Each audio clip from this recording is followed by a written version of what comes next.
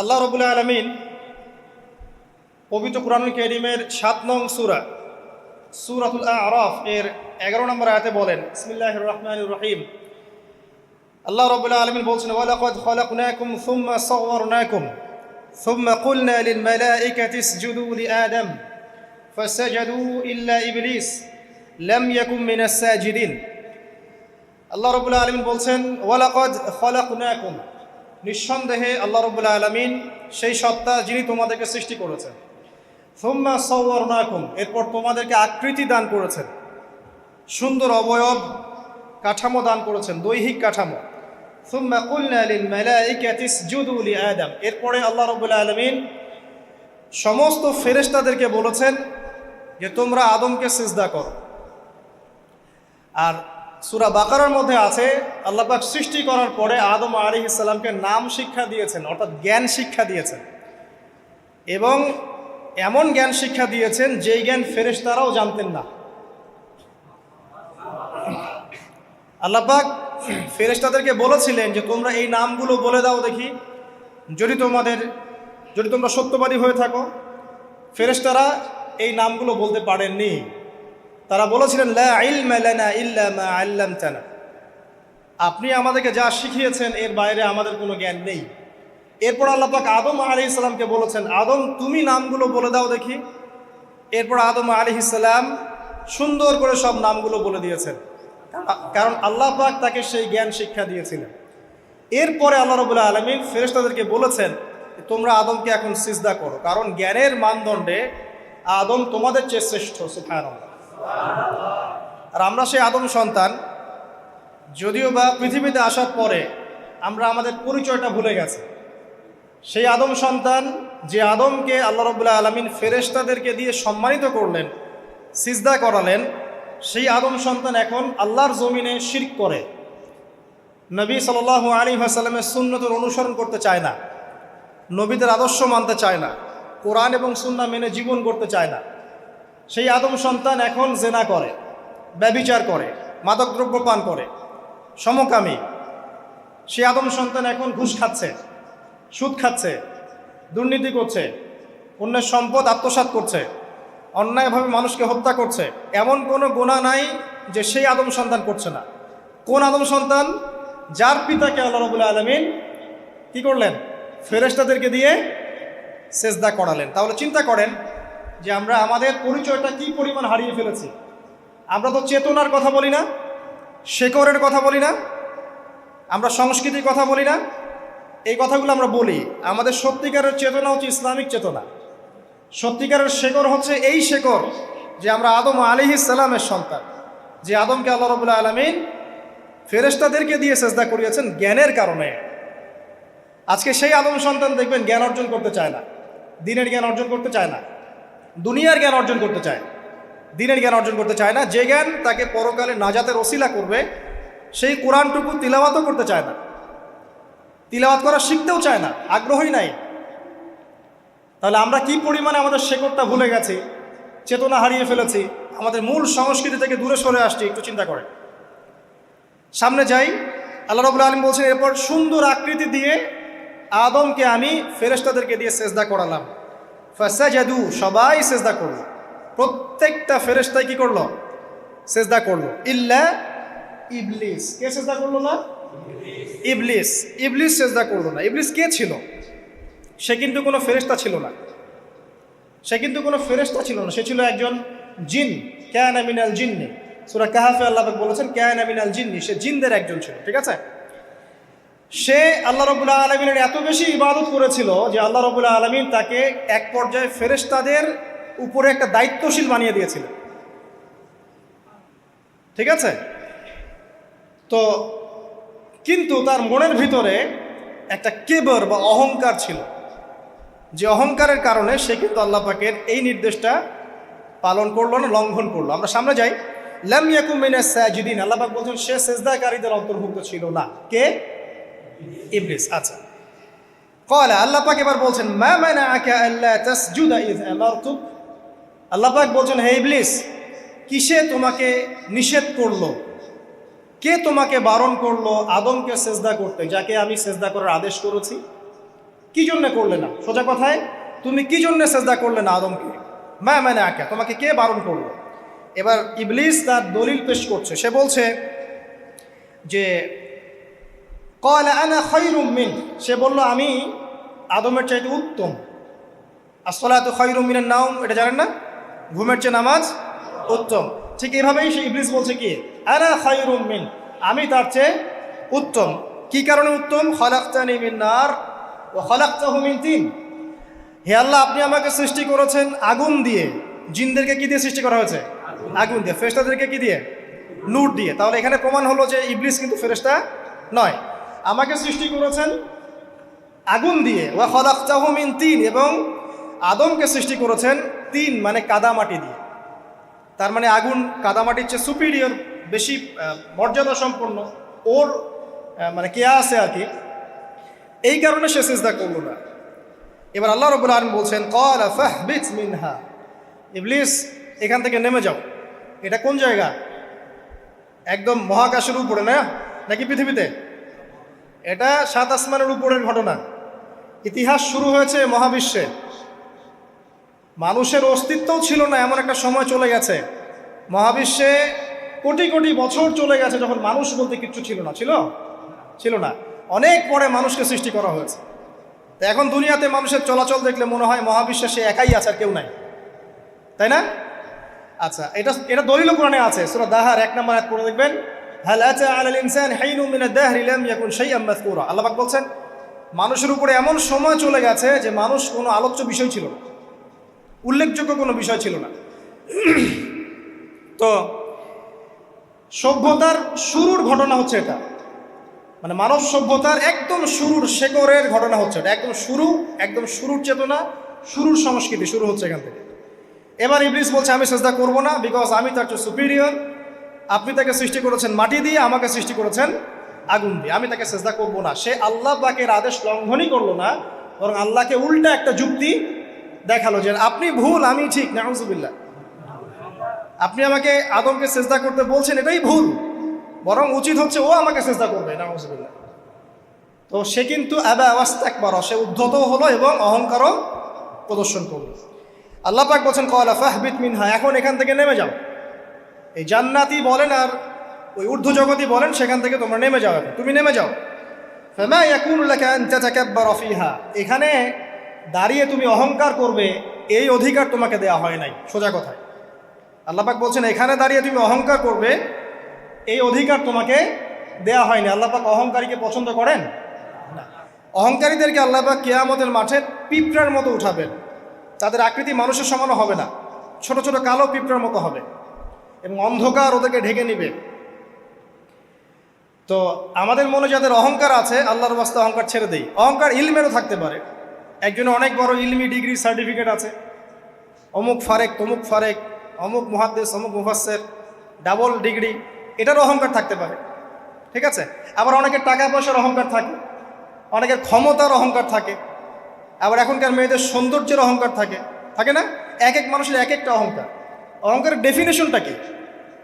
একজন সাহাবী নবী সাল্লাল্লাহু আলাইহি ওয়াসাল্লামকে বলছেন, ইয়া রাসূলুল্লাহ, আমি পছন্দ করি আমার গায়ের পোশাকটা সুন্দর হোক, আমার জুতা সুন্দর হোক, ঠিক আছে, আমার সুগন্ধি ভালো হোক, দামি হোক। এটা কি অহংকারের পরিচয়? নবী সাল্লাল্লাহু আলাইহি ওয়াসাল্লাম বলছেন না, এটা অহংকারের পরিচয় নয়। বরং অহংকারের পরিচয় হচ্ছে অন্য মানুষকে তুচ্ছ তাচ্ছিল্য করা এক, আর দুই হচ্ছে সত্যকে প্রত্যাখ্যান করা। মনে থাকবে অহংকারের সংজ্ঞা কি? এক, অন্য মানুষকে তুচ্ছ তাচ্ছিল্য করা, আর দুই, সত্যকে প্রত্যাখ্যান করা। এখন সত্য কি? আইনস্টাইনের থিওরি সত্য, নাকি পিথাগোরাসের উপপাদ্যই সত্য, নাকি আমাদের পশ্চিমারা যে সেকুলারিজম, কমিউনিজম, ডেমোক্রেসি ইত্যাদি ইত্যাদি, ন্যাশনালিজম এগুলো দিয়ে দিয়েছে মতবাদগুলো, এগুলোই চূড়ান্ত সত্য? সায়েন্সই কি চূড়ান্ত সত্য? চূড়ান্ত সত্যটা কি আসলে? এক কথায় সূরা কাহফের 29 নম্বর আয়াতে সত্যের সংজ্ঞা আছে। কত নম্বর আয়াতে? সূরা কাহফের 29 নম্বর আয়াতে আল্লাহ পাক বলছেন ওয়াকুলিল হাক্কু মির রাব্বিকুম, হে নবী আপনি বলে দিন সত্য সেটাই, ন্যায় অন্যায়ের চূড়ান্ত মানদণ্ড সেটাই, হক বাতিলের চূড়ান্ত মানদণ্ড সেটাই। কোনটা? যেটা তোমার রবের পক্ষ থেকে নাজিল হয়। সুবহানাল্লাহ। আমাকে বলেন যে রবের পক্ষ থেকে কি নাজিল হয়েছে?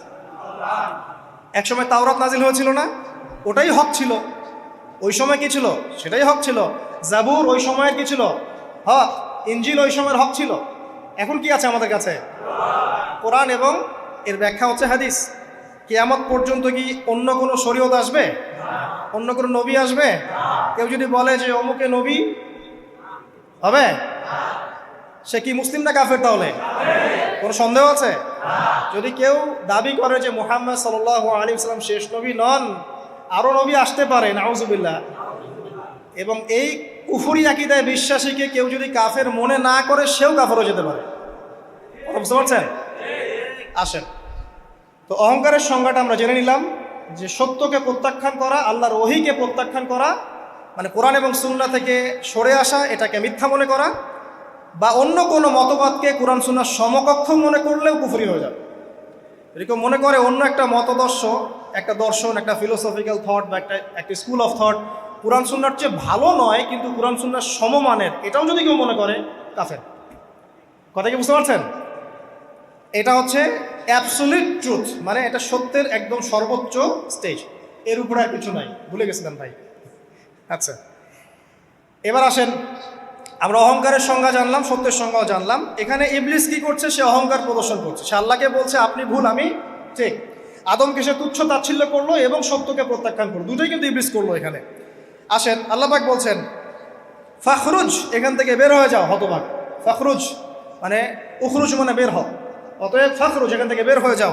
ইন্নাকা মিনাস সাগিরিন, তোমার অহংকার করার কোনো সুযোগ নেই এখানে, তুমি তো ছোট পুত্র। ইন্নাকা মিনাস সাগিরিন, সাগির মানে কি?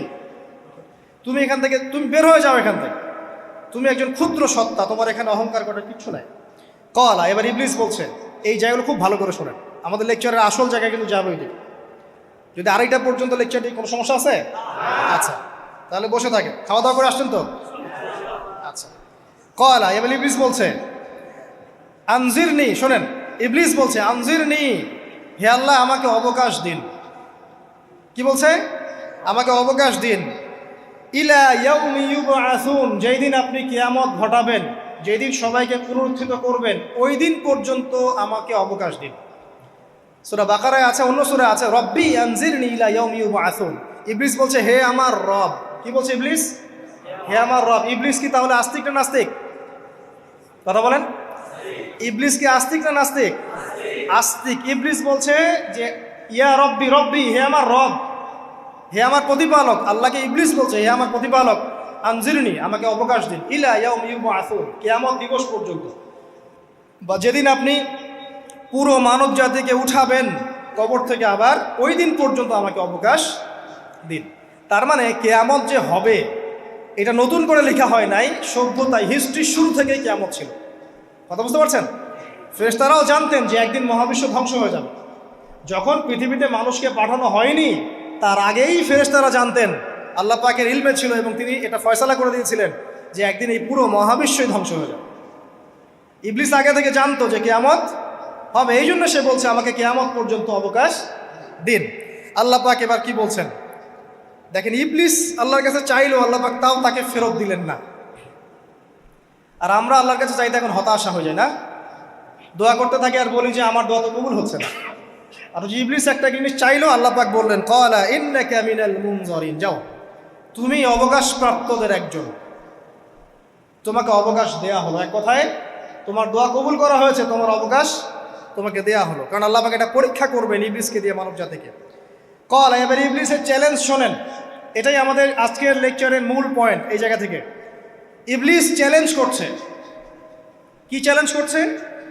ফাবিমা আগওয়াইতানি, হে আল্লাহ আপনি যে কারণে আমাকে বিচ্যুত করলেন, মানে আমি আমার যে কৃতকর্মের কারণে আপনার রহমত থেকে বঞ্চিত হয়ে গেলাম, ঠিক আছে, লাআকুদান্না লাহুম সিরাতাকাল মুস্তাকিম, আমি সেই আদমের এবং আদমের সন্তানের সরল পথে ওত পেতে বসে থাকব। কথাটা ভালো করে বোঝেন। ইবলিস চ্যালেঞ্জ করলো কাকে? আল্লাহকে। যে কারণে আল্লাহ আপনি আমাকে বহিষ্কার করলেন, এখন আমি কি করব? আমি এই আদম সন্তানের সরল পথে, আপনাকে পাওয়ার এই পথের আনাচে কানাচে আমি ওত পেতে বসে থাকব।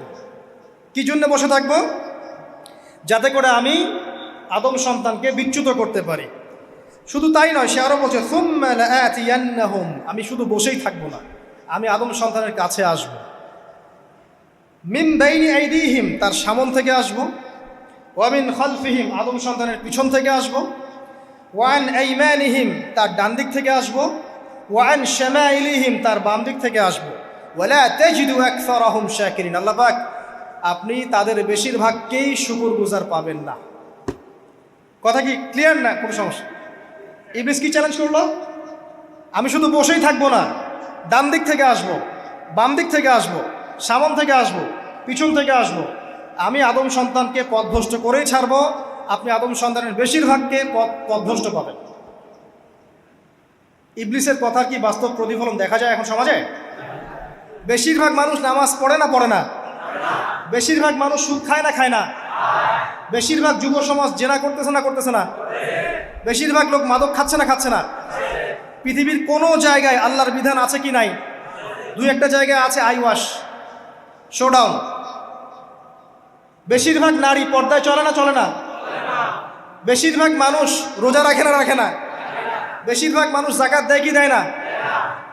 তাহলে ইবলিস যে বললো আপনি বেশিরভাগকেই শুকরগুজার পাবেন না, বেশিরভাগ মানুষ পরকালের স্বার্থে কাজ করে না দুনিয়ার স্বার্থে কাজ করে? কতজন মানুষ আল্লাহ পাকের দ্বীনটাকে প্রচার প্রসার প্রতিষ্ঠার কথা বলে বা কুরআন সুন্নাহর কথাগুলো মেনে চলে? কতজন মানুষ? বেশিরভাগ লোক মেনে চলে। তাহলে ইবলিস কি সফল না ব্যর্থ? ইবলিসের চ্যালেঞ্জ কি সফল না ব্যর্থ? ইবলিসের কথা সে কিন্তু অক্ষর অক্ষরে পালন করেছে। আর এই ইবলিসকে আল্লাহ পাক কেন পৃথিবীতে দিয়েছেন? আমাদেরকে পরীক্ষা করার জন্য, যেন আমরা এই সর্বপথ থেকে বিচ্যুত না হই। সামনে যান, আরো কঠিন কথা আছে। ক্বাল আখরুজ মিনহা, আল্লাহ পাক বলছেন এখান থেকে বের হয়ে যাও। মাযউমান মাদহুরা, একদম অপদস্থ লাঞ্ছিত হয়ে এখান থেকে বের হয়ে যাও। লামান তাবিআকা মিনহুম, তুমি তো চ্যালেঞ্জ করলা আমাকে, ঠিক আছে, কিন্তু যে ব্যক্তি যেই তোমার অনুসরণ করবে, আল্লাহ পাকের কথা শুনেন, যেই তোমার অনুসরণ করবে, লাআমলাআন্না জাহান্নামা মিনকুম আজমাইন, যে পুরুষ বা নারী যেই হোক না কেন, যে আদম সন্তান ইবলিস তোমার অনুসরণ করবে, তোমার পথ ধরবে, আমি তোমাকে সহ এদের সবাইকে দিয়ে জাহান্নাম পূর্ণ করব। আল্লাহর কিচ্ছু যায় আসে না। আল্লাহ পাক যদি এই পুরো পৃথিবীটাকেও জাহান্নামে নিক্ষেপ করেন অবাধ্যতার কারণে, আল্লাহ পাকের কিছু যায় আসে? ওই যে আপনাদের এখানে নদী আছে না, কি বালাসী ঘাট, এখানে চর আছে না, চরের মধ্যে একটা বালুর কণার কি দাম আছে বলেন তো? একটা বালুর কণার কোনো দাম আছে? এই পুরো মহাবিশ্বে পৃথিবীর অবস্থান এর চেয়েও কম। তো পুরো পৃথিবীর মানুষ যদি আল্লাহর অবাধ্য হয়, আল্লাহ পাক যদি পুরো দুনিয়াটাকেই ধ্বংস করে দেন, জাহান্নামে নিক্ষেপ করেন, আল্লাহ পাকের কিছু যায় আসবে কিনা? এবার আসেন, এখান থেকে আমরা বুঝতে পারলাম যে ইবলিস একটা তৃতীয় সত্তা। আল্লাহ পাক আদম আলাইহিস সালামকে সৃষ্টি করলেন, নাম শিক্ষা দিলেন, সেজদা করালেন, ইবলিসকে সেজদা করতে বললেন, সে করলো না। সে চ্যালেঞ্জ করলো উল্টা, যে আমি ওর চেয়ে উত্তম, আপনি ভুল আমি সঠিক। সে অহংকার করলো এবং একই সাথে সে আদমকে পথভ্রষ্ট করার চ্যালেঞ্জও করে বসল। আল্লাহ পাক ঘোষণা করলেন, যদি কোনো আদম সন্তান তোমাকে ফলো করে, তোমাকে সহ তাকে আমি জাহান্নামে নিক্ষেপ করব। ঠিক আছে, এ পর্যন্ত। এবার সামনে আসেন। এবার আল্লাহ পাক আদমকে বলছেন, কাকে বলছেন? আদম আলাইহিস সালামকে বলছেন, ইয়া আদম, হে আদম। তার আগে আদম আলাইহিস সালামের বুকের পাঁজর থেকে কাকে সৃষ্টি করেছেন? হাওয়া আলাইহিস সালাম, সভ্যতার ইতিহাসের প্রথম নারী এবং ইতিহাসের সবচেয়ে সুন্দরী রমণী কে? হাওয়া আলাইহিস সালাম। আরেকজন আছেন সবচেয়ে সুন্দরী রমণী, কে? কে বলতে পারবেন? জি না, 100 টাকা পুরস্কার বলেন। হ্যাঁ, নাম কি? মাশাআল্লাহ, ওই ওকে পুরস্কার দিও। কি নাম তোমার? মাশাআল্লাহ মাশাআল্লাহ। দ্বিতীয় সুন্দরী রমণী, দুজন রমণীকে বলা হয় পৃথিবীর সবচেয়ে সুন্দরী রমণী। আপনি যাদেরকে দেখে সিডিউস হচ্ছেন, যদিও এদেরকে দেখে সিডিউস হওয়ার কিছু নাই, কারণ এরা তো সুন্দর না, কোনো দিক থেকে সুন্দর না, না পোশাকের দিক থেকে, না চেহারার দিক থেকে, না ফিজিক্যাল স্ট্রাকচারের দিক থেকে। এদেরকে দেখে তো পাগলও সিডিউস হবে না। তো আদম আলাইহিস সালাম এবং আদম আলাইহিস সালামের স্ত্রী হাওয়া আলাইহিস সালাম এবং সারা আলাইহিস সালাম, ইতিহাসের সবচেয়ে সুন্দর রমণী, ইতিহাসের সবচেয়ে সুন্দর রমণী কাদের স্ত্রী ছিলেন? নবীদের না অন্য কারো?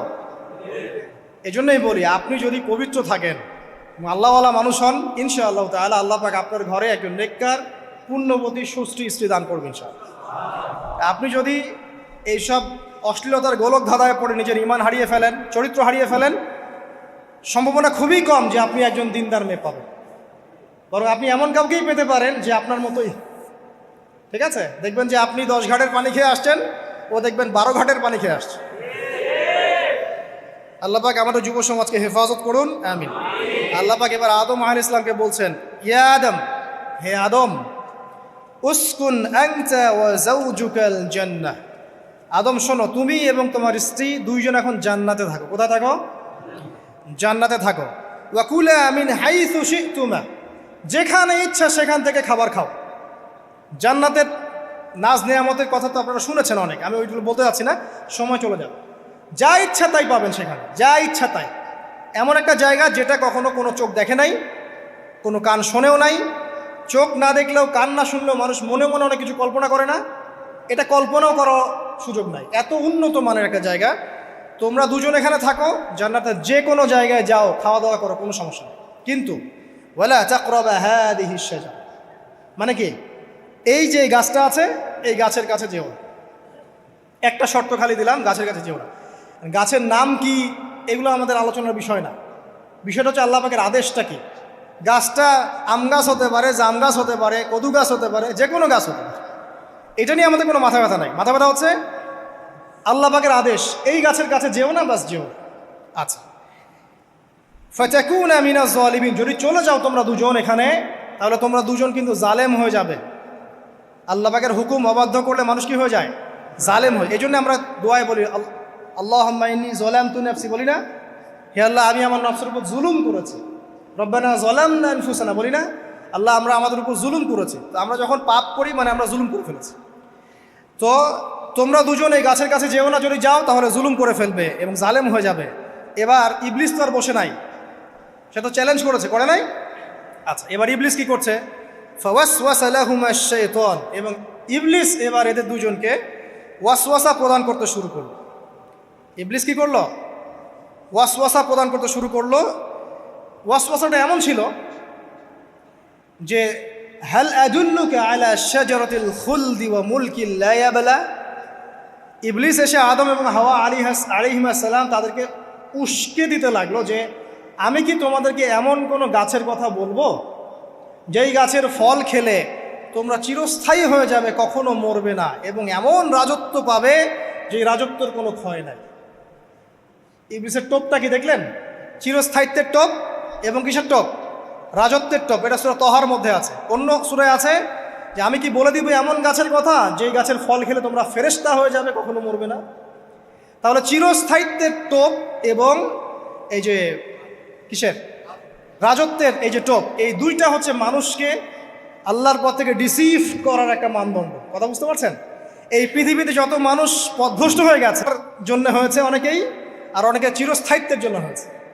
ফেরাউন নমরুদ চিরস্থায়িত্বের লোভে পড়ে পথভ্রষ্ট হয়নি? আর ওই সময় থেকে শুরু করে এখনকার বিশ্বে যারা ক্ষমতাধর, এরা কি ক্ষমতার দাপটে পথভ্রষ্ট হচ্ছে না? এই দুটো হচ্ছে মানুষকে পথভ্রষ্ট করার মাধ্যম। ইবলিস খুব ভালো করেই জানতো। একটা কথা বলি নাই, যখন আদম আলাইহিস সালামকে তৈরি করে রাখা হয়েছে, সৃষ্টি করে রাখা হয়েছে, ইবলিস এর চারপাশে রাউন্ড দিচ্ছিল, তাওয়াফ করছিল, তাওয়াফ। এবং মানব শরীরের এবং মানব মস্তিষ্কের, মনের, মননের দুর্বল পয়েন্টগুলো সে ফাইন্ড আউট করছিল। কারণ সে কিন্তু অনেক জ্ঞানী ছিল, সে কিন্তু প্রচণ্ড জ্ঞানী ছিল, এবং এখনও কিন্তু সে প্রচণ্ড জ্ঞানী, এবং তার অভিজ্ঞতার ঝুলি এখন অনেক বেশি, তাই না? ওর বয়স হয়ে গেছে না, এখন প্রচুর বয়স। তো তাওয়াফ করে করে সে মানুষের দুর্বল জায়গাগুলো ফাইন্ড আউট করেছে। একটা হচ্ছে পেট, একটা প্রবৃত্তি, একটা হচ্ছে নারীর প্রতি আসক্তি, ঠিক আছে, একটা ক্ষমতার লোভ, একটা চিরস্থায়িত্বের লোভ। এগুলো হচ্ছে মানুষের দুর্বল জায়গা। ইবলিস এগুলো ফাইন্ড আউট করে ওইভাবে চাল দিয়েছে। কথা বুঝতে পারছেন? একটু খেয়াল করে দেখেন, এখনকার বিশ্বে যত অন্যায় হচ্ছে ম্যাক্সিমাম পাপ হচ্ছে পেটের কারণে। পেট। সুদ খায় কেন? পেটের কারণে। ঘুষ খায় কেন? পেটের কারণে। ইভেন যে এখন জেনা করছে ওদেরকে তো এখন যৌনকর্মী বলতে হয়, তাই না? সম্মান দিয়ে কথা বলতে হয়। তো যৌনকর্মী যারা, তারাও দেখবেন পেটের কারণেই করছে। পেটের কারণে। তারপর দেখবেন মানুষের সম্পদ আত্মসাৎ, ওই যে ছেলে মেয়ে বাল বাচ্চার জন্য। পেট মানে মূল জিনিসটা কি? পেট। এবং চিরস্থায়িত্ব, ক্ষমতার দাপট আর প্রবৃত্তির দাসত্ব, এগুলো হচ্ছে মানুষের সবচেয়ে দুর্বল পয়েন্ট। দেখবেন ম্যাক্সিমাম পাপ হচ্ছে মেয়েদের কারণে। মেয়েদের কারণে না, মেয়ের পিছনে। মেয়ের পিছনে আপনি চলে গেছেন, এখানে আত্মহত্যা করছে কেউ, কেউ এখানে আপনার জেনা করছে, কেউ ধর্ষণ করছে, কেউ পরকে লিপ্ত হচ্ছে, মানে মেয়েরই কোনো পাপ। ওই যে বলে না, দুইটা পাপ যাকে পেয়ে গেছে তার লাইফটা ক্র্যাশড। একটা হচ্ছে মেয়ে, একটা হচ্ছে টাকা। অর্থ সম্পদের লালসা যার মধ্যে পেয়ে বসেছে, এর জীবন শেষ। আর যার মেয়ের নেশা আছে, মেয়ের নেশা যার মধ্যে আছে, এর জীবন শেষ।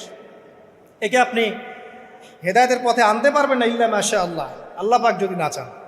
আসেন, ইবলিস তাওয়াফ করছিল এবং সে কিন্তু টোপ দিল, চিরস্থায়িত্বের টোপ দিল। এবং কিসের টোপ দিল? ফেরেশতা হয়ে যাবে, অমর হয়ে যাবে। এবার আমাদের পিতামাতা আদম এবং হাওয়া আলাইহিস সালাম তারা কিন্তু ফল খেয়ে ফেললেন। আর এটা এমন নয় একবার ওয়াসওয়াসা দিয়েছে বাস খেয়ে ফেলেছেন, এমন নয়। কন্টিনিউয়াসলি সেই কাজটা করেছে। একটা মানুষ যখন জেনা করে, ইবলিস কি একবার এসে বললেই কেউ জেনা করে ফেলে? আস্তে আস্তে কিন্তু মানুষ জেনার পথে যায়। ওই যে প্রথমে একদিন, অনেক দিন একটা লেকচার দিয়েছিলাম না, প্রথমে গার্লফ্রেন্ড বয়ফ্রেন্ড একটা সম্পর্ক হয়, তাই না? তারপর কথাবার্তা হয়, মোবাইল ফোন এক্সচেঞ্জ করে, নোট এক্সচেঞ্জ করে, কফি খায়, আস্তে আস্তে ডেটিংয়ে যায়, পরে দেখবেন এক পর্যায়ে গিয়ে জেনা। এভাবে। আর যারা ধর্ষক, এতে ডাইরেক্ট অ্যাকশন, এত সময় নাই, ডাইরেক্ট। তো ইবলিস প্রতিটা পাপ মানুষকে ধাপে ধাপে করায়।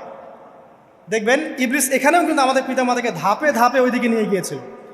এবার আসেন, আমাদের পিতামাতা ফল খেয়ে ফেললেন, এই জায়গাটা খুব ভালো করে বোঝেন। এই ফল খাওয়াটা আল্লাহর অবাধ্যতা না?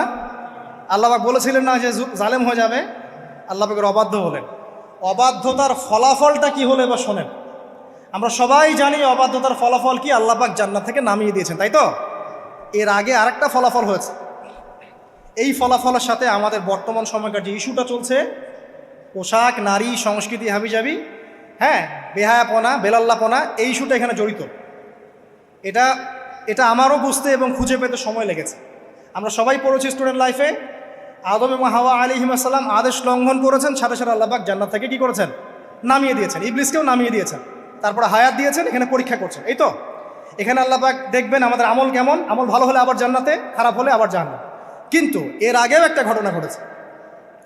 যে মুহূর্তে আমাদের পিতামাতা ফল খেয়েছেন গাছের কাছে গিয়েছেন, আল্লাহ পাকের আদেশটা লঙ্ঘন করেছেন, সাথে সাথে তাদের গায়ের পোশাকটা খুলে পড়ে গেছে। আমি বুঝাতে পারি নাই? পুরো মহাবিশ্বের প্রথম লজ্জা, প্রথম অপমান, প্রথম শাস্তি, ঠিক আছে, আল্লাহর অবাধ্যতার প্রথম পরিণাম লজ্জাহীনভাবে গা থেকে কাপড় খসে পড়ে যাওয়া, ন্যাংটা হয়ে যাওয়া, ন্যাংটা। বাংলা ভাষায় বুঝতে পারছেন? প্রথম শাস্তি, প্রথম অবাধ্যতা এবং প্রথম অবাধ্যতার পরিণতি পুরো মহাবিশ্বে সভ্যতার শুরু থেকে শেষ পর্যন্ত প্রথম অ্যাক্সিডেন্ট, বা এই যে আমরা বলছি পরিণতি, পাপের পরিণতি, অবাধ্যতার পরিণতি, সেটা হলো গা থেকে কাপড় খুলে যাওয়া। এই কথা আল্লাহ পাক বলছেন এখানে, লিয়ুবদিয়া লাহুমা মা উরিয়া আনহুমা মিন সাওআতিহিমা। ইবলিস তোমাদের পিতামাতাকে এই গাছের কাছে নিয়ে গিয়ে ফল খাইয়ে তাদের গা থেকে পোশাক খুলে ফেলে দিয়েছে। এবার কি বুঝতে পারছেন যে ইবলিস এখন বিশ্বে কি করছে? ইবলিস সেম কাজটা করছে আমাদের সাথে, আমাদের গা থেকে তারা পোশাক খুলে ফেলে দিচ্ছে। সভ্যতার শুরুর পাপ বলছি না আমরা, এটা আসলে ভুল। সভ্যতার শুরুতে আদম এবং হাওয়া আলাইহিস সালাম যে ভুলটা করেছেন, তার যে পরিণতি হয়েছে, সেটা এটা ছিল না যে জান্নাত থেকে পৃথিবীতে নামিয়ে দেয়া, বরং পরিণতি এটা ছিল তাদের গা থেকে প্রথম কাপড় খুলে গেছে, তারা নগ্ন হয়ে গেছেন। ইবলিস সর্বপ্রথম আমাদের বাবা মাকে নগ্ন করেছে প্রলোভন দিয়ে, ক্ষমতার প্রলোভন, চিরস্থায়িত্বের প্রলোভন দিয়ে।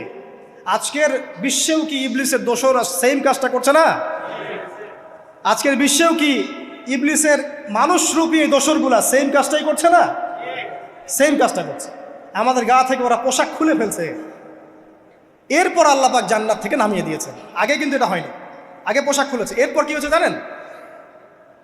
শোনেন, আল্লাহ পাক ওয়াকালা মা নাহাকুমা রাব্বুকুমা আন হাযিহি আশ-শাজারা ইল্লা আন তাকুনা মালাকাইন আও তাকুনা মিনাল খালিদিন।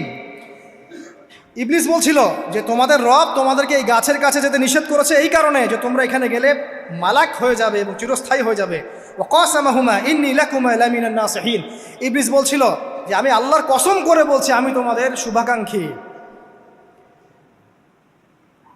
ফাদাল্লাহুমা বিগুরুর, ওদেরকে তারা পথভ্রষ্ট করলো, ইবলিস তাদেরকে পথভ্রষ্ট করলো। ফালাম্মা যাকাশ শাজারা, যখন তারা গাছের কাছে গেলেন, বাদাত লাহুমা সাওআতুহুমা, তাদের লজ্জাস্থানটা উন্মুক্ত হয়ে গেল, কাপড় খুলে পড়ে গেল। এটাই বলতে যাচ্ছিলাম। ওয়া তাফিকা ইয়াখসিফানি আলাইহিমা মিন ওয়ারাকিল জান্নাহ, এবং আদম এবং হাওয়া আলাইহিমা সালাম জান্নাতের গাছের পাতা ছিঁড়তে লাগলেন এবং সেই পাতা দিয়ে লজ্জাস্থান ঢাকতে লাগলেন। আপনার বাবা আপনার মাকে যদি কেউ রাস্তায় নগ্ন করে ফেলে আপনার কেমন লাগবে? আপনি কি করবেন তার ইজ্জত সম্মান বাঁচানোর জন্য? আমাদের পিতা মাতাকে ইবলিস জান্নাতে নগ্ন করে দিয়েছিল এবং আমাদের পিতা মাতা জান্নাতের পাতাগুলো ছিঁড়ে ছিঁড়ে লজ্জাস্থানকে আবৃত করতে শুরু করল।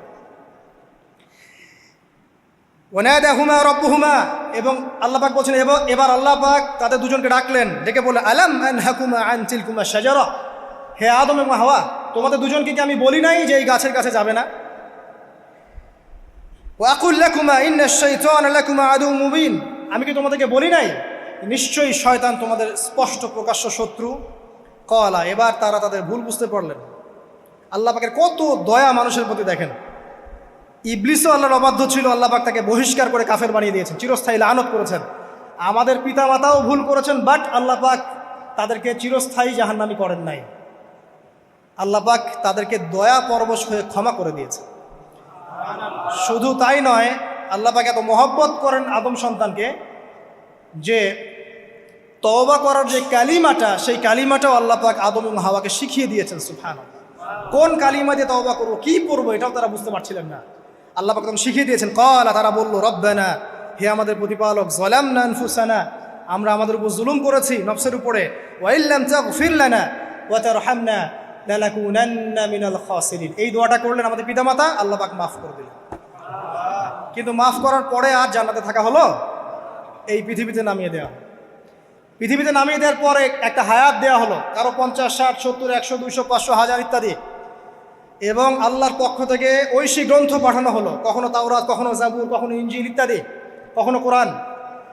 শর্ত দেওয়া হলো যারা আল্লাহ পাকের এই ঐশী গ্রন্থগুলো মেনে চলবে তারা ইনশাআল্লাহ আবার মৃত্যুর পর সেই জান্নাতে ফিরে যাবে যেখান থেকে তারা বহিষ্কৃত হয়েছে।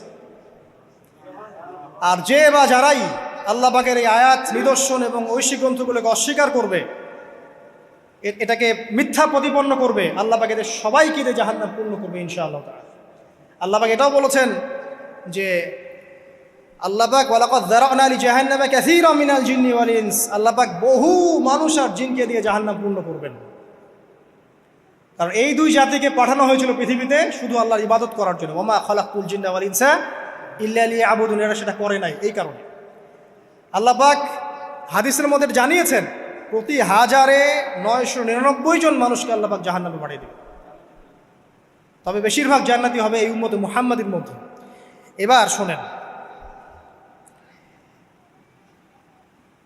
আমাদের পিতামাতার এই পরিণতির পর আল্লাহ পাক যখন আমাদেরকে পৃথিবীতে পাঠালেন, আল্লাহ পাক আমাদেরকে নগ্ন করে পৃথিবীতে রাখেন নাই। সুবহানাল্লাহ, আল্লাহ পাক আসমান থেকে লিবাস পাঠিয়েছেন। এই যে সমাজ বিজ্ঞানের বইগুলোতে লেখা আছে না, মানুষ আগে নগ্ন ছিল, গাছের ছালপাতা পরে থাকতো, তারপরে বন্যপ্রাণী শিকার করতো, গুহায় গুহায় থাকতো, বোগাস, মিথ্যা, বাজে কথাগুলো, একদম টোটাল মিথ্যা কথাগুলো।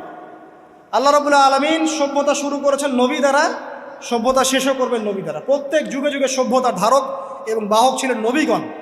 আর আদম আলাইহিস সালাম পৃথিবীতে আসার পর নগ্ন হয়ে থাকেন নাই।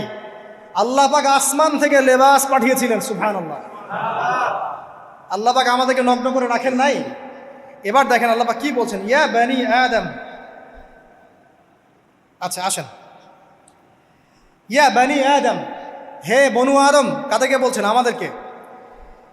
কদ আনজালনা আলাইকুম লিবাসান ইউআরি সাওআতিকুম ওয়া রিশা, হে বনু আদম, আমি তোমাদেরকে নগ্ন ছেড়ে দিচ্ছি না, আমি তোমাদের জন্য লেবাস আর পোশাক পাঠাচ্ছি, যেই পোশাক দিয়ে তোমরা তোমাদের লজ্জাস্থানকে আবৃত করবে এবং সৌন্দর্য বর্ধন করবে।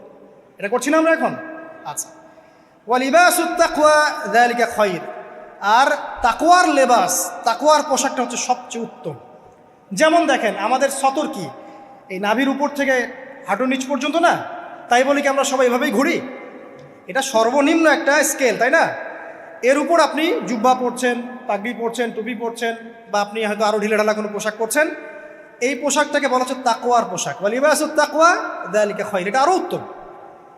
একজন মেয়ের, অনেক আলেম বলছেন যে চোখ, এই চোখটুকু ঢেকে বের করে দেখা যাবে, বলছে না? অনেকে বলেছেন কি না? কিন্তু এটাও যদি কেউ সামনে জিলবাব দিয়ে ঢেকে রাখে তাহলে কি উত্তম নয়? পর্দার ক্ষেত্রে উত্তম নয়? তো লিবাসুত তাকওয়া যালিকা খায়র, তাকওয়ার যে পোশাক সেটা আরও উত্তম বেশি। নর্মালি তো পোশাক দিয়েছি, তাকওয়ার পোশাক সবচেয়ে উত্তম বেশি। আল্লাহ পাকের একটা সতর্কবাণী শোনেন এবার। যালিকা মিন আয়াতিল্লাহ, এই পোশাকটা আল্লাহ পাকের নিদর্শন। পোশাকটা কি? আল্লাহ পাকের নিদর্শন। লাআল্লাকুম ইয়াযাক্কারুন, যাতে করে তোমরা স্মরণ করতে পারো। কি স্মরণ করব? ওই যে আমাদের পিতামাতাকে নগ্ন করে দিয়েছে ইবলিস, এটা মনে রাখতে পারো তোমরা, এটা আল্লাহ পাকের নিদর্শন। ইয়া বানি আদম, হে বনু আদম, লা ইয়াফতিনান্নাকুমুশ শাইতান। এবার শোনেন, আল্লাহ পাক আমাদেরকে বলছেন, হে বনু আদম, লা ইয়াফতিনান্নাকুমুশ শাইতান, শয়তান যেন আবার তোমাদেরকে ফিতনায় ফেলতে না পারে।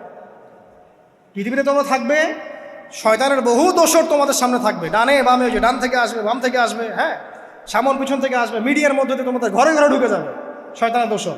লা ইয়াফতিনান্নাকুমুশ শাইতান, শয়তানের দোসররা যেন তোমাদেরকে ফিতনায় ফেলতে না পারে। কে বলছেন? আল্লাহ পাক বলছেন। কিরকম ফিতনা? কামা আখরাজা আবাওয়াইকুম মিনাল জান্নাহ, ঠিক যেভাবে শয়তান তোমাদের পিতা মাতাকে জান্নাত থেকে বের করে দিয়েছিল, ওই রকম ফিতনায় যেন ফেলতে না পারে। ঠিক আছে? ওয়ায়ানজিউ আনহুমা লিবাসাহুমা, এবং শয়তান তোমাদের পিতা মাতার লেবাস খুলে ফেলেছিল, নগ্ন করে দিয়েছিল, নগ্নতা, বেহায়াপন, অশ্লীলতা শিখিয়েছিল, ওই দিকে ধাবিত করতে চেয়েছিল। শয়তানের দোসররা যেন এটা করতে তোমাদের সাথে না পারে, সতর্ক থাকবে। লিউরিয়াহুমা সাওআতিহিমা, যাতে করে তোমাদের লজ্জাস্থানটা উন্মুক্ত হয়ে যায়। ইন্নাহু ইয়ারাকুম, নিশ্চয় শয়তান তোমাদের সবাইকে দেখতে পায়। হুয়া ওয়া কাবিলুহু, সে এবং তার পুরো কবিলার লোকজন, মিন হাইসু লা তারাউনাহুম, এমন জায়গা থেকে যে জায়গা তোমরা দেখতে পারো। আর শয়তান এবং তার অনুসারী যারা আছে, হোক মানুষ আর জিন, তারা তোমাদেরকে দেখতে পারে এমন জায়গা থেকে যা তোমরা দেখো না। আর আমরা যারা এই বিশ্বে আছি, আমরা সবাই এখন খেলার পুতুলের মতো খেলছি। যারা নিয়ন্ত্রণ করে বিশ্ব, এদেরকে কেউ দেখতে পারে না, এরা মানুষ শয়তান। কথা বুঝতে পারছেন? আর এমনি জিন শয়তান যারা আছে, এদেরকে তো আমরা দেখতে পারি না, অনেক দূর থেকে তারা আমাদেরকে দেখতে পারে। আল্লাহ পাক সতর্ক করছেন এটা। ইন্না জাআলনা আশ-শায়াতিন আউলিয়া লিল্লাযিনা লা ইউমিনুন, শোনেন, নিশ্চয়ই যারা আমার প্রতি ঈমান আনে না বা আমার অবাধ্য হয়, আমার আদেশ মানে না, তাদের সাথে আমি শয়তানকে বন্ধু বানিয়ে দিয়েছি। এবার বুঝলেন কেন বললাম এরা মানুষ শয়তান? বিকজ এদেরকে আল্লাহ পাক শয়তানের বন্ধু বানিয়ে দিয়েছেন, এটা শয়তানের বন্ধু। অন্য সূরায় আছে, শয়তান, জিন শয়তান মানুষ শয়তানকে ওহী করে। জিন শয়তান মানুষ শয়তানের মাথায় এসব বুদ্ধি ঢালে, শয়তানি বুদ্ধিগুলো শয়তান মানুষের মাথায় ঢালে। মানে মানুষ মাথাটা আগে সে রিড করেছে কাকে কোন দিক দিয়ে রিসিভ করা যাবে। ঠিক আছে? আচ্ছা, এরপরে আরও আল্লাহ পাক বলছে, ওয়াইদা ফাআলু ফাহিশাতান, তারা যখন কোনো ফাহেসা কাজ করে, নোংরা বেহায়ার মতো কাজ করে, ক্বালু, তারা বলে, ওয়াজাদনা আলাইহি আবানা, এরকম করেই আমরা আমাদের পিতা মাতাদেরকে পেয়েছি। মানে যুগ যুগ ধরে এই সংস্কৃতি চলে আসছে, নগ্নতার সংস্কৃতি, বলে না? কথা বুঝতে পারছেন না? এই কথাই তারা বলে, যেটা কোরআনে আছে। আল্লাহ পাক বলছেন, ক্বালু ওয়াজাদনা আলাইহি আবানা, তারা বলে আমাদের পিতৃপুরুষদেরকে আমরা 1000 বছর থেকে দেখেছি এইভাবেই ড্রেস আপ করতে, এমনি ব্লাউজ ছাড়া শাড়ি পরতে দেখেছি আমরা, এমনি দেখেছি পেট বের করে চলতে, এমনি দেখেছি এই শর্ট কামিজ পরে চলতে, নগ্ন হয়ে চলতে। এখন তো বিকিনি সংস্কৃতি আসে, এবং এটা মুভমেন্ট চলছে, মানে মানুষের দেহ থেকে কাপড় খুলে ফেলার মুভমেন্ট, আন্দোলন শুরু হয়েছে। ঠিক আছে? এবং দোহাই হচ্ছে আমরা 1000 বছর থেকে এমনিই চলছে। এই যে আল্লাহ পাক বলছেন, ক্বালু ওয়াজাদনা আলাইহি আবানা, আমরা এর উপরে আমাদের পিতা মাতাদেরকে পেয়েছি। ওয়াল্লাহু আমারানা বিহা, এরা আরো বলে আল্লাহ আমাদেরকে এই আদেশ করেছেন। নাউযুবিল্লাহ। আল্লাহ বলছেন, আল্লাহ পাকের আদেশ কি? কুল ইন্নাল্লাহা লা ইয়া'মুরু বিল ফাহশা, নিঃসন্দেহে আল্লাহ পাক কোনো ফাহেসা কাজের আদেশ করতেই পারেন না। পারেন? নিঃসন্দেহে আল্লাহ পাক কোনো ফাহেসা, বেলাল্লাপনা, বেহায়ার মতো কোনো আদেশ, বেহায়াপনার কোনো কাজের আদেশ করতে পারেন না। আতাকুলুনা আলাল্লাহি মা লা তা'লামুন, তোমরা কি আল্লাহ সম্পর্কে এমন কথা বলছো যেই কথা তোমরা জানো না? এই পর্যন্ত থাক। এবার আসেন বাস্তবতায় আসেন। এতটুকু যে আমরা হিস্ট্রির সূচনার কথাগুলো বললাম, এখানে আপনারা কিন্তু প্রথম একটা দলিল পেলেন মানুষের দেহ থেকে পোশাক খুলে ফেলে। এরপর আমি পুরো কোরআনটা ঘাটার চেষ্টা করেছি। আদম আলাইহিস সালাম থেকে শুরু করে মুহাম্মদ সাল্লাল্লাহু আলাইহি ওয়াসাল্লাম পর্যন্ত হাজার হাজার শতাব্দী চলে গেছে, যাই নাই? হাজার হাজার বছর চলে গেছে, বহু জাতি এসেছে, বহু জাতি চলেও গেছে। আমরা কি প্রথম জাতি নাকি? এর আগে কত জাতি পৃথিবীতে এসেছে, চলেও গেছে, গেছে না?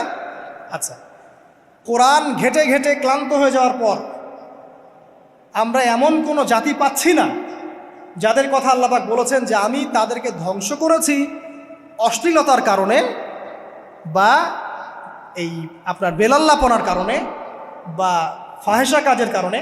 সরাসরি এই একটা কারণ দেখে আল্লাহ পাক কোনো কওমকে ধ্বংস করেছেন খুব রেয়ার, খুঁজে পাওয়া যাচ্ছে না। শুধু 3টা জায়গা বের করতে পেরেছি। কটা জায়গা? 3টা। 1 নম্বর দেখেন, আদম আলাইহিস সালাম পরে নূহ আলাইহিস সালাম না, এই জাতিটাকে আল্লাহ পাক ধ্বংস করেছেন না? এই ধ্বংসটাকে আল্লাহ পাক এই বেপরদামির কারণে করেছেন, অশ্লীলতার কারণে করেছেন, পোশাকের অপসংস্কৃতির কারণে করেছেন? করেন না, শিরকের কারণে করেছেন। কি কারণে? শিরক। আল্লাহ পাক সবাইকে ডুবিয়ে মেরেছেন, কিন্তু ওরা যে নগ্ন পোশাক পরে রাস্তাঘাটে চলাফেরা করতো এই কথাটা কিন্তু আল্লাহ পাক বলেন না। তার মানে ওদের পাপ এটা ছিল না। এরপর ইব্রাহিম আলাইহিস সালামের কওম কি এই কারণে ধ্বংস হয়েছে? অশ্লীলতার কারণে ধ্বংস হয়েছে? বেহায়াপনার কারণে ধ্বংস হয়েছে? নগ্নতার সংস্কৃতির অপচর্চার কারণে ধ্বংস হয়েছে? না, শিরকের কারণে। আদ জাতি এই কারণে না, সামুদ জাতি এই কারণে না। একটা জাতি পাওয়া যায়, তার নাম কওমে লূত। কি নাম? কওমে লূত। এই লূত কওম ছিল সমকামী। তারা মেয়েদের সাথে বিবাহ বন্ধনে আবদ্ধ হতো না, বরং ছেলেদের ছেলে ছেলে জেনা করতো না। এই একটা জাতি পাচ্ছি ইতিহাসে যারা অশ্লীলতার কারণে, ফাহেসা কাজের কারণে, সমকামিতার কারণে, নোংরামির কারণে আল্লাহ পাক পুরো উপরে উঠিয়ে নিচে নামিয়ে ধসিয়ে দিয়েছে। এই একটা জাতি পেলাম। আরেকটা জাতি পাওয়া যায়, তার নাম হচ্ছে বানু ইসরাইল। কি নাম? বানু ইসরাইল। আল্লাহ রাসূল সাল্লাল্লাহু আলাইহি ওয়াসাল্লাম বলছেন যে তোমরা দুনিয়া থেকে বেঁচে থাকো এবং নারীর ফিতনা থেকে বেঁচে থাকো। কারণ বানু ইসরাইল মানে মূসা আলাইহিস সালামের যে কওম ছিল, এই কওমের মধ্যে প্রথম ফিতনা দেখা দিয়েছিল মেয়েদের ব্যাপারে। এই একটা পেলাম যে মেয়েদের কারণে, বেহায়াপনার কারণে, অশ্লীল পোশাকের কারণে, নগ্নতার কারণে একটা সভ্যতাকে আল্লাহ পাক শাস্তি দিয়েছে। 2টা পাওয়া গেল, ঠিক আছে? 1 2, একটা লূত, একটা হচ্ছে বানু ইসরাইল, ঠিক আছে? আর একটা পাওয়া যায় এটা জোর করে, সেটা হলো নবী মুহাম্মদ সাল্লাল্লাহু আলাইহি ওয়াসাল্লাম নবী হওয়ার ঠিক আগের সময়টা, যেটাকে আমরা কি বলি আইয়ামে জাহিলিয়াত। ওই সময়ে মেয়েদের জেনাটা ব্যাপক ছিল, ব্যভিচারটা ব্যাপক ছিল, পরকীয়াও ছিল, বৈবাহিক তেমন কোনো অধিকার ছিল না। এমনও হতো যে একটা মেয়ের সাথে 8-10 জন পুরুষ সহবাস করতো, করার পরে সেই মেয়ে যখন গর্ভবতী হতো, তার বাচ্চা প্রসব করার পর সেই মেয়ে 10 জনকে ডেকে দাঁড় করাতো, দাঁড় করিয়ে বলতো যে অমুকে হচ্ছে আমার এই বাচ্চার বাপ, তারপরে এর সাথে বিয়ে হতো। চিন্তা করতে পারেন তো? নারীদের যে বৈষয়িক অধিকার, ধর্মীয় অধিকার, আপনার পোশাকের অধিকার, শালীনতার অধিকার, সম্পত্তির অধিকার, এগুলো ছিল না ওই সময়। এই একটা সভ্যতা পাওয়া যাচ্ছে। তাহলে 3টা আমরা বের করতে পারলাম, কথা ঠিক আছে? আচ্ছা, এবার আসেন এই 3টা সভ্যতার পর নবী সাল্লাল্লাহু আলাইহি ওয়াসাল্লাম যখন নবী হলেন, তখন তিনি সমস্ত অশ্লীলতার শেকড়টাকে উপরে ফেলে দিলেন।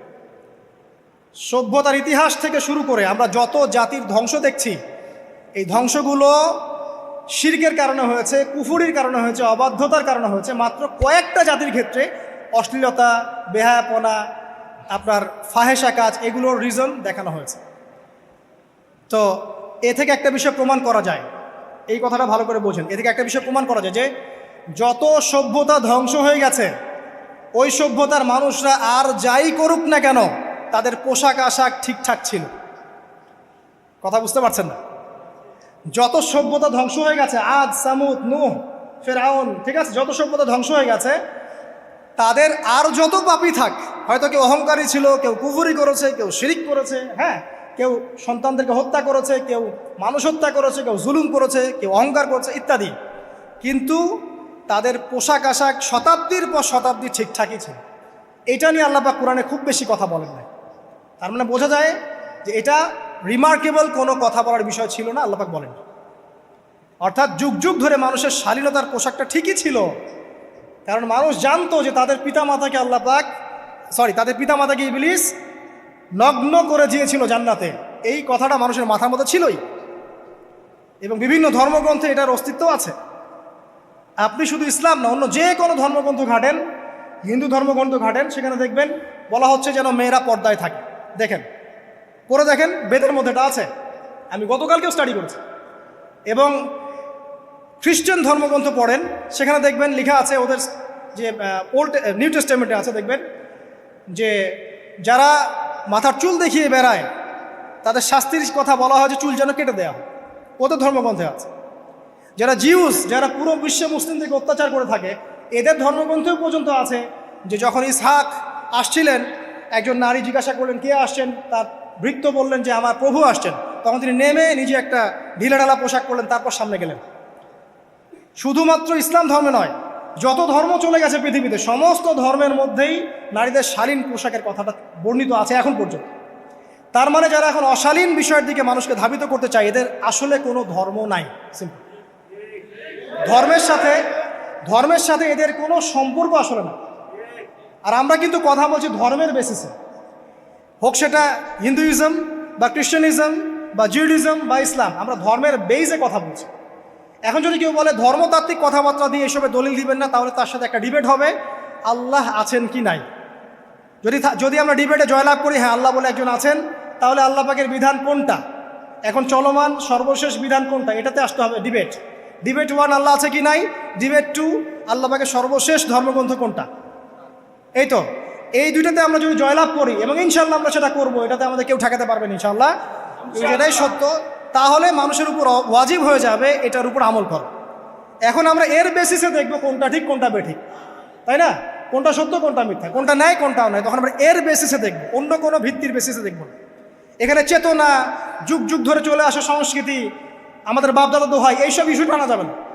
বেস হবে কি কোরআন এবং সুন্নাহ, এবং অন্যান্য ধর্মগ্রন্থগুলো যদি ওটাতে রাজি থাকে ওটাতেও, কারণ প্রত্যেকটা ধর্মগ্রন্থেই বলা আছে শালীনতার কথা, লম্বা ঢিলেঢালা পোশাকের কথা, হোক সেটা হিন্দুইজম বা খ্রিস্টানিজম বা জিউডিজম। পরে দেখেন, না থাকলে আমার কাছে আসেন, প্রতিটা ধর্মগ্রন্থে এটা কথা লেখা আছে। এবার আসেন, সর্বশেষ নবী মুহাম্মদ সাল্লাল্লাহু আলাইহি ওয়াসাল্লাম যখন নবী হন, আরবের ওই চিত্রটা, জেনা, ব্যভিচার, পরকীয়া, অশ্লীলতা, এটাকে সমূলে উপড়ে ফেলে দেন 23 বছরের মধ্যে। 23 বছরের নববী জীবনের পরে সেখানে কোনো জেনা আছে, কোনো বেপরদামি আছে, কোনো ব্যভিচার আছে, কোনো সুদ আছে, কোনো শিরক আছে, কোনো মাদক আছে, যেগুলো আছে খুবই অল্প, যেটা আছে সেটা কি খুবই অল্প, এটা কিন্তু ধরা যায় না। 2-1টা অ্যাক্সিডেন্ট হতেই পারে। সাহাবীদের যুগেও নামাজ পড়তে গিয়ে কোনো একজন দেখা গেছে অ্যাক্সিডেন্ট হয়ে গেছে, জেনা হয়ে গেছে, এটা তো রেয়ার ঘটনা। এক্সেপশনাল সামথিং কি এক্সাম্পল হতে পারে? যেটা কমন সেটা হচ্ছে এক্সাম্পল। মানে আপনি বলবেন যে মেয়েদের শালীনতার কথা এবং এর কারণে ধর্ষণের সংখ্যা বৃদ্ধি হচ্ছে, এই কথা আপনি যখন বলবেন, কিছু মানুষ আপনাকে বলবে যে তাহলে বোরখাওয়ালা মেয়ে কেন ধর্ষিত হচ্ছে, তাহলে বাচ্চা কেন ধর্ষিত হচ্ছে। আপনাকে বলছি পরিসংখ্যানটা কতটুকু, কেন হচ্ছে সেটা আমরা জবাব দিব। আগে বলছি পরিসংখ্যান কতটুকু। যারা বেপর্দায় চলছে এদের হ্যারাসমেন্টের পরিসংখ্যানটা বেশি না বোরখাওয়ালা মেয়ের পরিসংখ্যানটা বেশি? বলেন। যারা বেহায়াত মতো চলছে, বেপর্দায় চলছে, এদের পরিসংখ্যানটা বেশি নাকি শিশু অ্যাবিউজিংয়ের পরিসংখ্যানটা বেশি? তাহলে মূল যে জায়গাটা, ওইখানে আগে ফোকাস করতে হবে, তারপরে আমরা গৌণ জায়গায় যাব। এবং এই জায়গাটাতে আমরা দলিল বা প্রমাণ হিসেবে পেশ করব মানুষের রুচিবোধের পরিবর্তন, মানসিকতার পরিবর্তন এবং পাশবিক একটা প্রবৃত্তির দাসত্ব। এটা কীভাবে হচ্ছে? এটা পর্নোগ্রাফির কারণে হচ্ছে, এটা পর্নোগ্রাফির কারণে হচ্ছে, মিডিয়ার কারণে হচ্ছে, অবাধ ফ্রি মিক্সিংয়ের কারণে হচ্ছে, যৌন সুরসুরির কারণে হচ্ছে, এবং যৌনতাকে সহজলভ্য করে দেওয়ার কারণে এই দুর্ঘটনাগুলো ঘটছে। আচ্ছা, আগে আমি আমার পয়েন্টে আসি। নবী সাল্লাল্লাহু আলাইহি ওয়াসাল্লাম যখন এটার শিকড়টা উপরে ফেলে দিলেন, তখন কিন্তু মক্কা, মদিনা, পুরো জাজিরাতুল আরবে আর কোনো বেহায়াপনার কোনো শিকড় থাকলো না। আল্লাহ পাক কীভাবে এটা করলেন? পুরো হিস্ট্রির ইতিহাস টেনে দিয়ে আল্লাহ পাক কয়েকটা আদেশ নাজিল করলেন। সেই আদেশটা কোরআন এবং সুন্নায় আছে। আল্লাহ পাক প্রথমে ছেলেদেরকে বললেন, শোনো, সূরা নূর 30 নম্বর আয়াত, আল্লাহ পাক ছেলেদেরকে বললেন, তোমরা তোমাদের চোখ নিচু রাখো, এটা আমাদের দায়িত্ব। প্রত্যেকটা ছেলের দায়িত্ব, বেগানা মেয়েকে দেখলে চোখটা কি করবে? নিচু করবে, সিম্পল। তাহলে আপনি সিডিউসড হবেন, এক কথায়।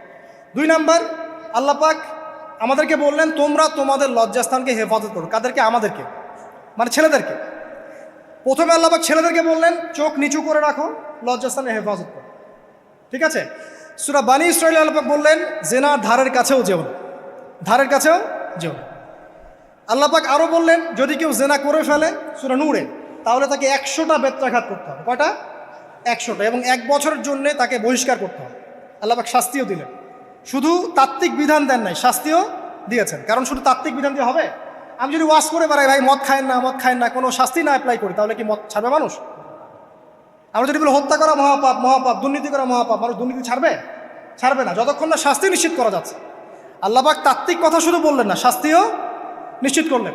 তারপর আল্লাহ পাক আরও বললেন যদি বিবাহিত কোনো ব্যক্তি ব্যভিচার করে তাহলে তাকে রজম করতে হবে, মাটিতে পুঁতে তাকে পাথর নিক্ষেপ করে হত্যা করে ফেলবে। ঠিক আছে? শাস্তি। এরপরে দেখেন আল্লাহ পাক মেয়েদেরকে বলছেন, এবার মেয়েদেরকে বলছেন তোমরা মূলত ঘরে থাকো, যদি বাইরের পরিবেশ তোমাদের অনুকূলে না থাকে তোমরা ঘরে অবস্থান করো। ওয়াকরনা ফি বুয়ুতিকুন্না ওয়ালা তাবাররুজনা তাবাররুজাল জাহিলিয়াতিল উলা, তোমরা মূলত ঘরে থাকো। জাহিলি যুগে মেয়েরা যেভাবে নিজেদেরকে প্রদর্শন করে বেড়াতো এই কাজটা তোমরা করো না। যদি করো তাহলে সমাজে বেহায়াপনা, ফায়সা বেড়ে যাবে, তোমরা নিজেরাই ক্ষতিগ্রস্ত হবে, যেটা ওরা হচ্ছে এখন। আচ্ছা, এরপর আল্লাহ পাক আরও বললেন হে নবী আপনি আপনার স্ত্রী এবং মুমিন নারীদেরকে বলেন তারা যদি বাহিরে যায় যেন জিলবাব দিয়ে তাদের পুরো বক্ষদেশটাকে ঢেকে নেয়। তাহলে পোশাকের সংস্কৃতির শেকড় কোত্থেকে শিখবো? আমি কোত্থেকে শিখবো? আল্লাহ পাক কর্তৃক নাজিলকৃত সর্বশেষ ঐশী গ্রন্থ থেকে শিখবো নাকি? যে বইয়ের মধ্যে কোনো ভুল নাই সেটাই তো আমার শেখার মাধ্যম হবে নাকি? নাকি যে দর্শনে 1000টা ভুল সেটা শিখবো আমি? আল্লাহ পাক এখানে বলছেন মুমিন নারীদেরকে বলো বাইরে গেলে পরে তারা যেন জিলবাব দিয়ে, কাপড় দিয়ে সুন্দর করে বক্ষদেশ এবং ঢেকে রাখে। বোরখার কথা এখানে নাই শব্দে। ঠিক আছে? ঢেকে রাখা ঢিলেঢালা পোশাকের কথা এসেছে। আচ্ছা আসেন, আল্লাহ পাক আরও বললেন যে তোমরা অমুক অমুক অমুক অমুক, যেমন আপনার বাবা, আপনার ভাই, আপনার এই যে সন্তান, এই যে মাহারাম যারা আছে এদের সামনে ছাড়া অন্যদের সামনে যখনই যাবে তোমরা কিন্তু হিজাব অবলম্বন। তা আল্লাহ পাক হিজাবের বিধান দিলেন, চক্ষু নিচু করতে বললেন, লজ্জাস্থানের হেফাজত করতে বললেন, এবং যদি এর পরেও কেউ ভুল করে ফেলে তাহলে আল্লাহ পাক শাস্তির কথা বললেন। আল্লাহ পাকের সিস্টেমটা সুন্দর হলো না? এই সিস্টেমটা নবী সাল্লাল্লাহু আলাইহি ওয়াসাল্লাম অ্যাপ্লাই করলেন, সমাজ থেকে সমস্ত জেনা ব্যভিচারের ভিত্তি উঠে চলে গেল। সুবহানাল্লাহ বলবেন না? এটা হলো অবস্থা। তারপর দেখেন আল্লাহ রাব্বুল আলামিন শুধু পর্দার কথা বলেই ক্ষান্ত হলেন না, কারণ একটা বিধান দিলেই মানুষের সব কিছু সলভ হবে না। আল্লাহ পাক এর পাশাপাশি আমাদেরকে 5 ওয়াক্ত নামাজ পড়তে বললেন। ঠিক আছে? নামাজ পড়লে মানুষ ভালো হবে, নৈতিকতা শিখবে, আল্লাহর সাথে ক্লোজ সম্পর্ক হবে। আল্লাহ পাক কোরআন তেলাওয়াত করতে বললেন। ঠিক আছে? কোরআন মেনে চলতে বললেন। আল্লাহ পাক আমাদেরকে আল্লাহর জিকির করতে বললেন, নবীর সুন্নাহ মতো চলতে বললেন। আল্লাহ রাব্বুল আলামিন আমাদেরকে আল্লাহর যত অবাধ্যতা আছে, কি সমস্যা? হ্যাঁ আচ্ছা যেতে দেন। আমি যেটা বলতে চাচ্ছি যে আল্লাহ পাক শুধু পর্দার কথাগুলো বলেই একটা বিধান দিয়ে শেষ করে দিলেন না, কারণ শুধুমাত্র হিজাবের সাথেই পুরো সোসাইটির সমস্যাগুলো জড়িত না, এখানে আরও অনেক বিষয় আছে। যদি আপনি নৈতিকতা না শেখেন একটা বোরখাওয়ালা মেয়েকে আপনি টিস করতে পারেন। ঠিক আছে? যদি আপনার মধ্যে আল্লাহর ভয় তাকওয়া না থাকে আপনি কিন্তু একটা বাচ্চাকেও ধর্ষণ করতে পারেন, সুযোগ পেলে আপনি করে ফেলবেন। আপনার মধ্যে আল্লাহর ভয় না থাকলে আপনি কিন্তু গোপনে জেনা করতে পারেন বা পর্ন দেখতে পারেন। তাই আল্লাহ পাক শুধু হিজাবের বিধানটা দিয়েই ক্ষান্ত হলেন না, আল্লাহ পাক আনুষঙ্গিক আরও অনেক কথা বললেন যে তোমরা পবিত্র হও, বেশি বেশি আল্লাহর জিকির করো, 5 ওয়াক্ত সালাত নামাজে পড়ো, কোরআন তেলাওয়াত করো, নবীর সুন্নাহ মেনে চলো, দিনই কাজে ব্যস্ত থাকো, সৎ কাজের আদেশ করো, অসৎ কাজে নিষেধ করো। মানে এই সবগুলো কাজ যখন একসাথে হবে আপনার মনটা কি হবে? পবিত্র হবে। আপনার মনের মধ্যে আল্লাহর নূর চলে আসবে। আপনার মনে আল্লাহর নূর চলে আসবে, তখন এইসব অন্ধকার বা এই যে জাহিলিয়াতগুলো আপনার কাছে ভালো লাগবে না।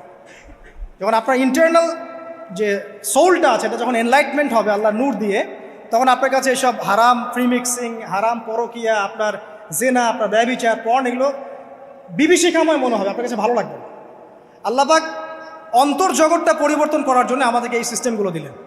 শুধু হিজাবই করবে not this is not necessary, এর সাথে আরও অনেক বিষয় থাকবে, নামাজ, রোজা, হজ, জাকাত, হ্যাঁ হজ, ওমরা, তাজকিয়া, জিকির আজগার, কোরআন তেলাওয়াত, আমর বিল মারুফ নাহি আনিল মুনকার সব একত্রিত হবে, আবার হিজাবও চলবে।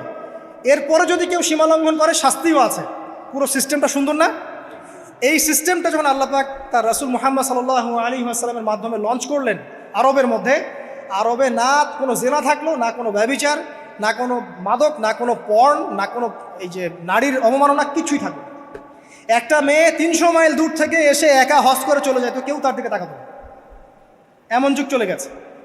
মহিলা সাহাবী রণকৌশল মানে যুদ্ধের বর্ম পরে উহুদে যুদ্ধ করেছেন, কেউ তার দিকে তাকায়নি। তাকিয়েছে?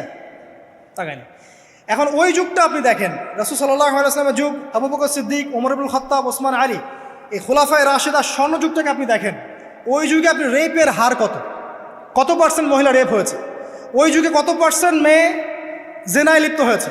ওই যুগে কত পার্সেন্ট ছেলে মেয়ে ধর্ষণ করেছে?